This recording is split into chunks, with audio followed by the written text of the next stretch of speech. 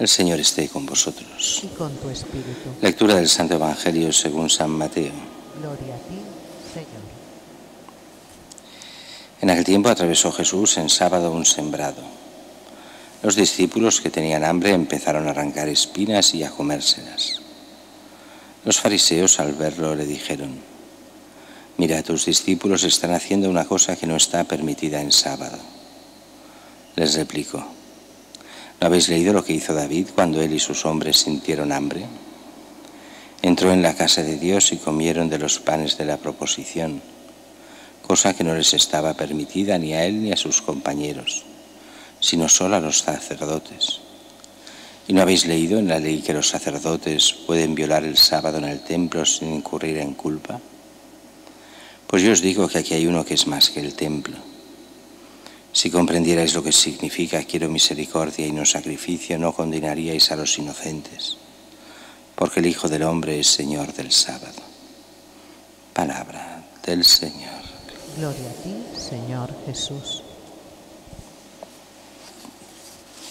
La primera lectura es la institución de lo que sería la fiesta de la Pascua judía, pero que es proféticamente una preparación a lo que es la Pascua cristiana. Este cordero que ha de ser inmolado, que ha de ser comido, es esta imagen de lo que será Cristo inmolado en la cruz, comido en la Eucaristía, y que es la salvación del pueblo judío y para nosotros la auténtica salvación que nos lleva hacia la vida eterna, Dios mismo. Diremos dentro de un rato, este es el Cordero de Dios, el que quita el pecado del mundo. Pues el que lleva sobre sí ese pecado, el que coge el pecado de todos para la redención de todos. Mientras que el Evangelio es un Evangelio más que conocido. Jesús pasa en un sembrado, un sábado con los discípulos. Debía ser verano porque si no, no podrían arrancar las espigas y comérselas. Lo ven los fariseos y empiezan a criticarlo.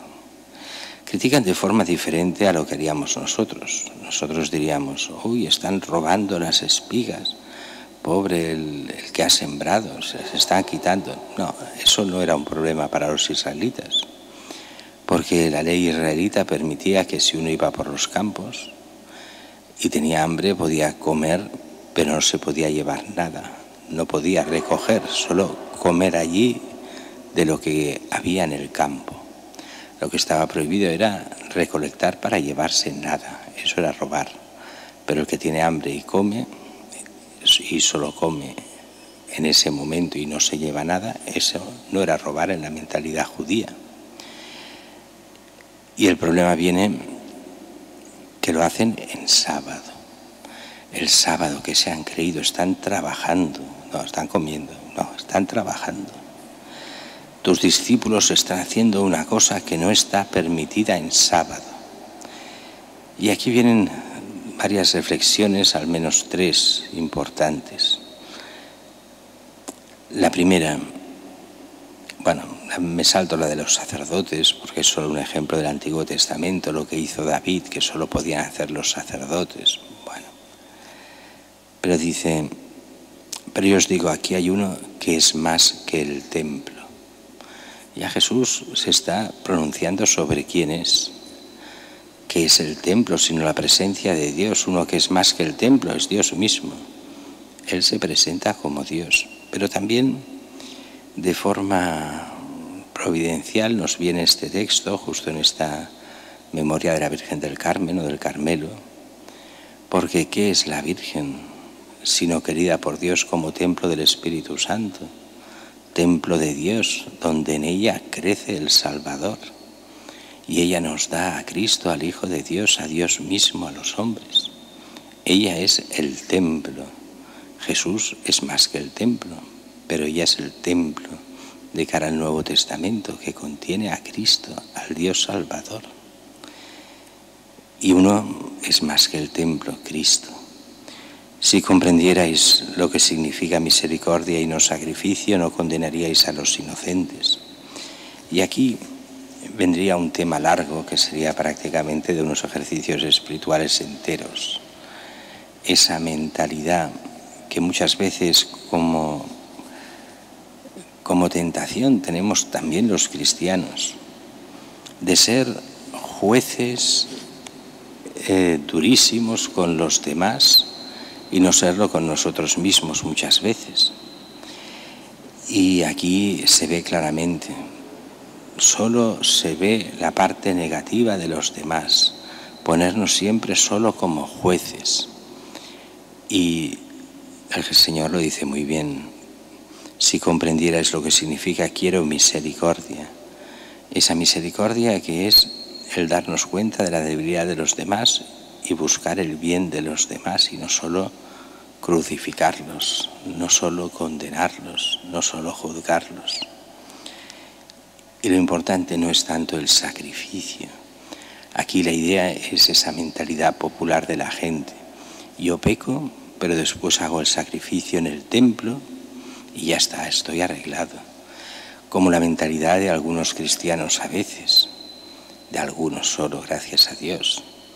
Yo peco como me da la gana y después, bueno, ya me confesaré. Y haré este sacrificio de confesarme, pero yo hago lo que quiero y lo que me da la gana. Como es lógico, esa mentalidad no salva, porque esas confesiones son nulas. Cuando no hay un propósito de enmienda, cuando no hay un propósito de conversión, todo eso no sirve para nada. Es aquello que decía el Papa tantas veces. Hay de aquellos que ven el sacramento de la confesión simplemente como una lavadora. Me ensucio, la lavadora me limpia para volverme a ensuciar. No, si te ensucias ya te volverás a limpiar, pero no es una lavadora, sino es un momento de encuentro con Cristo para la conversión y para que Dios te dé la gracia y tú pongas de tu parte tu voluntad para no volver a pecar en aquellas cosas en que te confiesas. Claro, si son pecados veniales son muy difíciles de sacarse de encima. Si son pecados mortales, tenemos toda la gracia del mundo para no repetirlos. Y continúa el último, y por eso condenan, dice, porque están en esta mentalidad, condenan a los inocentes, cuando ellos son los culpables, y no en este caso los apóstoles. Y viene con la última afirmación que reafirma aquella que aquí hay uno que es más que el templo. El Hijo del Hombre es Señor del sábado. El sábado era el día del Señor, el día de Dios.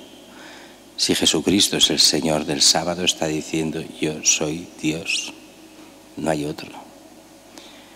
Con lo cual está definiéndose. Es muy curioso verlo, ver los falsos teólogos, cómo van diciendo, y los falsos historiadores, bueno, todo esto de que Jesús es Dios es una invención del siglo IV. Los evangelios eso no lo dicen de forma clara, lo dicen de forma clarísima. Y son del primer siglo, no del siglo IV. Son la primera tradición en que nos muestra a Cristo como este hombre que parece hombre y es hombre, pero a la vez es el mismo Dios que se ha encarnado en el seno de la Virgen María y que da todo su vida por nosotros para nuestra salvación.